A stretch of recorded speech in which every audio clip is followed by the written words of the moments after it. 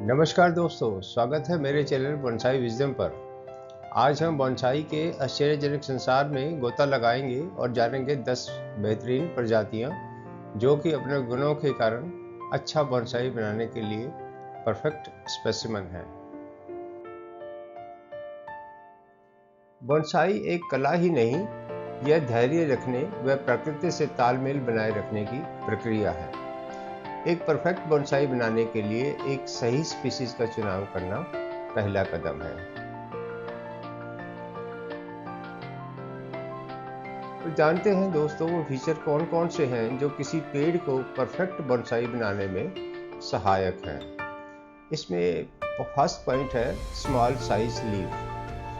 क्योंकि बोनसाई एक छोटे आकार का पेड़ होता है, तो ये आवश्यक है कि पत्तियां जितनी छोटी होंगी प्रपोर्शन उतना ही आइडियल होगा।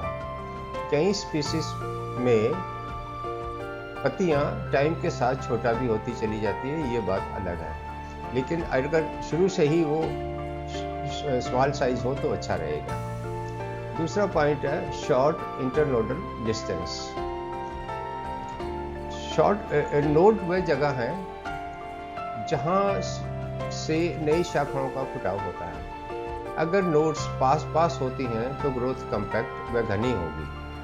बोनसाई में यही चाहिए कि हमें जितनी भी ग्रोथ जो है वो घनी हो, शेप उतनी अच्छी लगेगी आपको। नंबर 3 है स्पाइरल अरेंजमेंट ऑफ नोड्स। यहाँ पर नोड्स हर डायरेक्शन में होती हैं, तो ब्रांचेस हमें किसी भी डायरेक्शन में मिल जाती है, यानी कि हमारे पास बहुत सारी ऑप्शन है। ये बेस्ट अरेंजमेंट माना जाता है।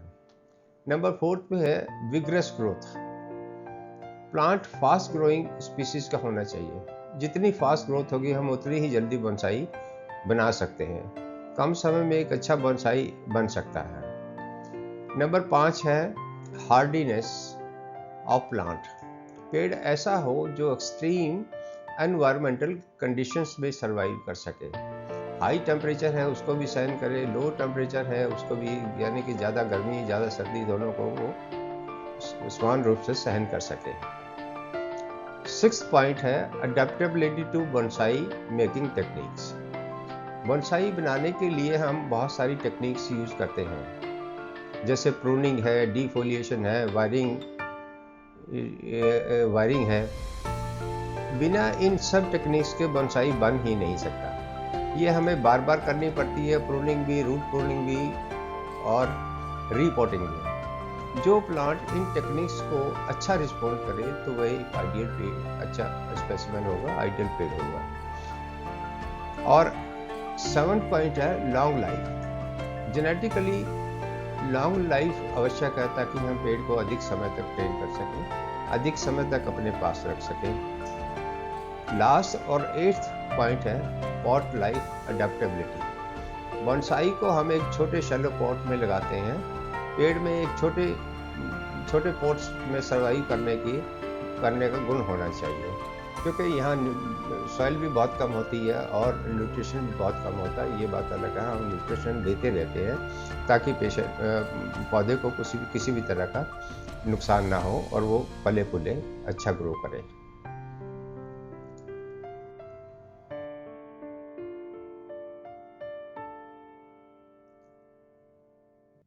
अब समझते हैं नोड्स अरेंजमेंट क्या क्या होते हैं। इसमें सबसे पहला है स्पाइरल और world arrangement of the nodes.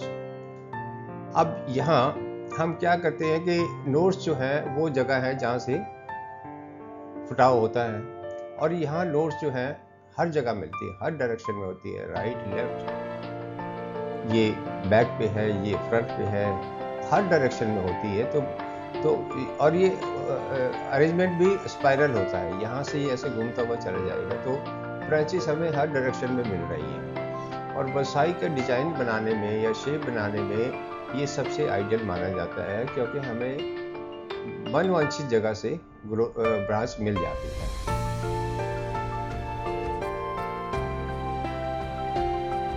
अगला अरेंजमेंट जो है वो है अपोजिट लीव का। अब यहाँ नोड्स जो है एक ही जगह पे 2 होती हैं और वो साइड बाई साइड होती हैं, और इससे ऊपर के बाद जो नोट्स निकलेंगे वो भी इसी अरेंजमेंट में निकलेंगे, अपोजिट और एक ही जगह से दो, राइट और लेफ्ट। अब ये अरेंजमेंट थोड़ा सा ड्रॉबैक ये है कि ब्रांचेज एक ही डायरेक्शन में मिलेंगी, राइट या लेफ्ट में मिलेंगी, आगे या पीछे नहीं मिलेंगी। इस कमी को हम दूर कुछ कर सकते हैं कुछ हद तक। अगर हम इस ब्रांच को, जैसे एक ब्रांच है उसको हम वायरिंग से ट्विस्ट कर दें तो नोडल अरेंजमेंट चारों तरफ हो जाएगा, वो चारों तरफ वो फैल जाएगी, हर डायरेक्शन में मिल जाएगी। तो इस कमी को हम इस तरह से दूर कर लेंगे तो ये अरेंजमेंट इतना बुरा भी नहीं है, इसको भी हम अच्छी तरह से सुधार करके अच्छा बोनसाई बना सकते हैं।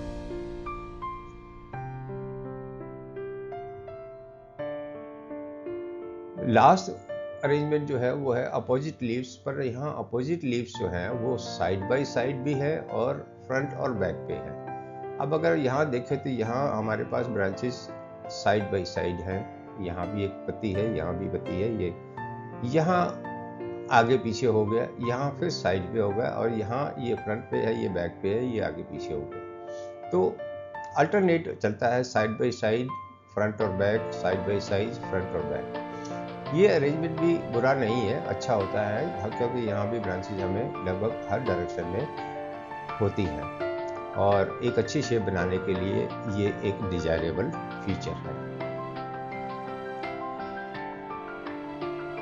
अब दोस्तों जानते हैं वो स्पीसीज हमने कौन सी चुनी जिसके हम आपको दिखाएंगे।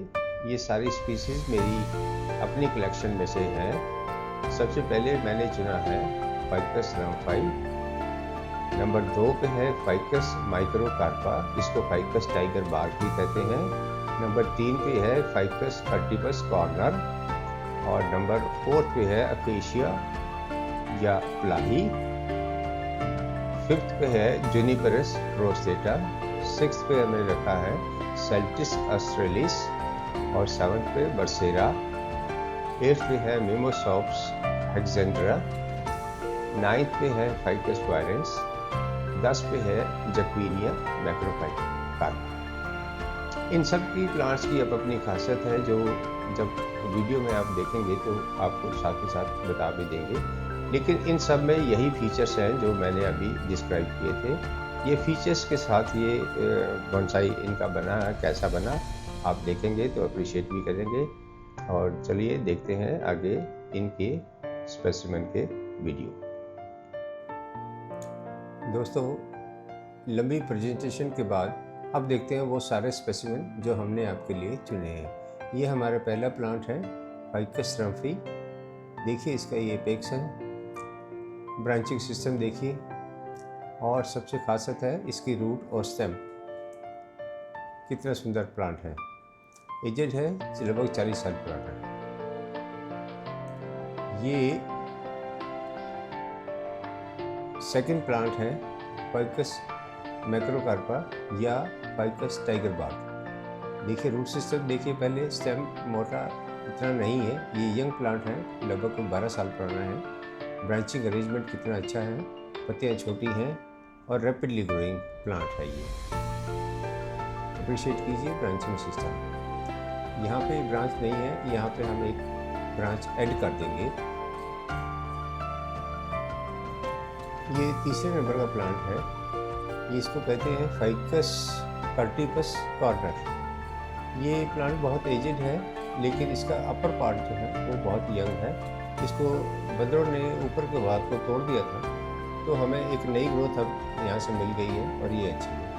और दिखाने का पर्पज़ ये है कि एक स्पेसिमेन बहुत अच्छा है। ये हमारा अकेशिया मोडेस्टा है, लगभग 20-22 साल पुराना होगा लगभग। ये ब्रांचिंग सिस्टम देखिए और रूट सिस्टम देखिए कितना डेवलप है, और स्टेम भी कितना मोटा हो गया, शेप कितनी अच्छी दी है, पत्तियाँ बहुत छोटी हैं, स्पाइरल अरेंजमेंट होता है नोड्स का।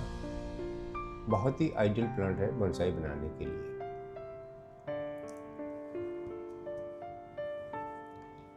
ये जुनिपेरस रोसेटा है, लगभग 40 साल पुराना होगा ये, और हमने इसको इनफॉर्मल अपराइट में है, लेकिन ये किसी भी स्टाइल में उग जाता है, except for the in formal upright में। कैस्केड में भी हो जाता है। हमने यहाँ इसको ड्रिफ्ट वुड पे यूज़ किया है, लगाया गया है। देखिए ड्रिफ्ट वुड नज़र आ रही है और ये अच्छा इनफॉर्मल अपराइट में डेवलप हो गया है। दोस्तों ये सेल्टिस ऑस्ट्रेलिस है। सेल्टिस ऑस्ट्रेलिस जो है ये भी एक बहुत अच्छा स्पेसिफिक है। सभी पॉइंट्स इसमें है, छोटी पत्तियां हैं, स्पाइरल अरेंजमेंट है, ब्रांचिंग सिस्टम बहुत अच्छा होता है। ये इसका एपेक्स है। देखिए कितना अच्छा स्टेम इसका है, मोटा अभी दिखाते हैं। ये स्टेम कितना बढ़िया है और टेपर में जा रहा है और रूट सिस्टम भी कितने अच्छी तरह से डेवलप है।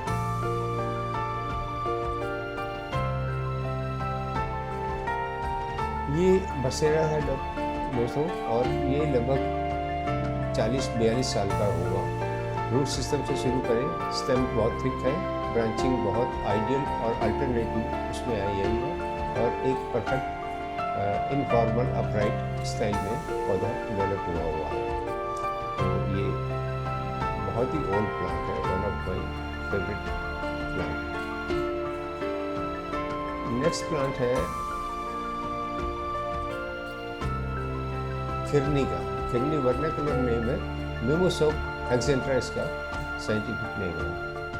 और ये देखिए कितना बार्क इसका कितना इंटरेस्टिंग है, स्टेम थिक है, ये भी काफ़ी ओल्ड है, लगभग 40 साल भी पुराना होगा। इसकी हमने कुछ प्रूनिंग की थी तो इसलिए अभी कुछ जगह पे ग्रोथ नज़र नहीं आ रही है, लेकिन नई ग्रोथ आ चुकी है इस पर। थोड़े दिनों में बिल्कुल क्लियर हो जाएगी। नेक्स्ट प्लांट है फाइकस वायरेंस। ये भी बहुत अच्छा है, रैपिडली ग्रोइंग है। देखिए स्टेम कितना अच्छा हो गया और रूट सिस्टम भी डेवलप हो गया है, ब्रांचिंग अल्टरनेट पे जा रही है। एपेक्स अभी थोड़ा नहीं डेवलप हुआ, हालांकि ये बहुत ही ओल्ड प्लांट है, लेकिन अभी बार बार कटिंग प्रूनिंग के बाद नहीं होता। रूट सिस्टम कितना अच्छा तरह से डेवलप हुआ है इसका।